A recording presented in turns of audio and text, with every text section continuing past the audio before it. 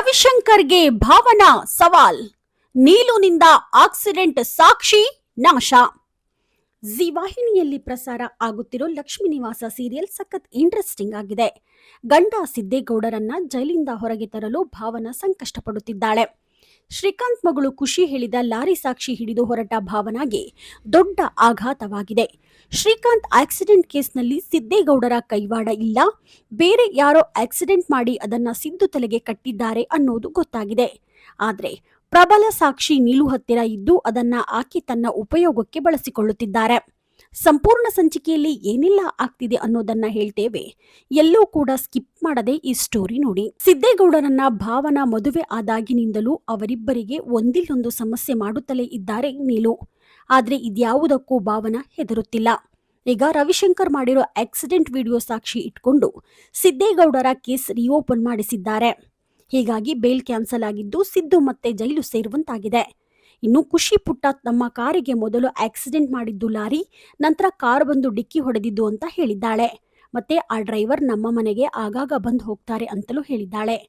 ಖುಷಿ ಮಾತುಗಳಿಂದ ಭಾವನಾ ಹಾಗೂ ಮರಿಗೌಡರಿಗೆ ಸಿದ್ದು ಈ ಆಕ್ಸಿಡೆಂಟ್ ಮಾಡಿಲ್ಲ ಅನ್ನೋದು ಗೊತ್ತಾಗಿದ್ದು ಸತ್ಯ ಹುಡುಕಲು ಹೊರಟಿದ್ದರು.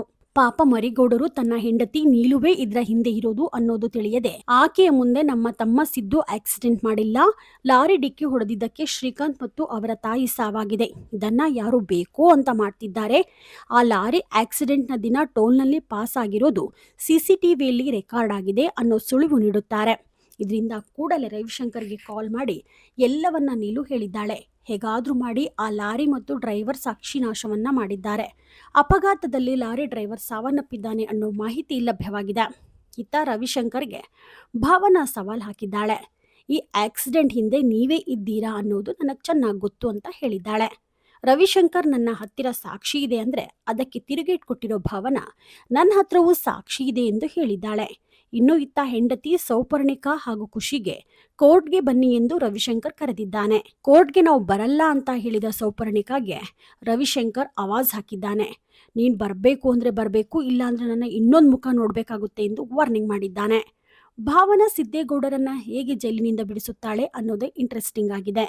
ನೀವಿನ್ನೂ the news peg YouTube channel subscribe ಆಗಿಲ್ಲ ಅಂದ್ರೆ ಕೂಡಲೇ ಸಬ್ಸ್ಕ್ರೈಬ್ ಆಗಿ. ಲೇಟೆಸ್ಟ್ ಹಾಗೂ ಅಪ್ಡೇಟ್ ಸುದ್ದಿಗಾಗಿ ನೋಡ್ತಾ ಇರಿ the news peg YouTube channel. Roopa Vishwas, the news peg, Davanagere.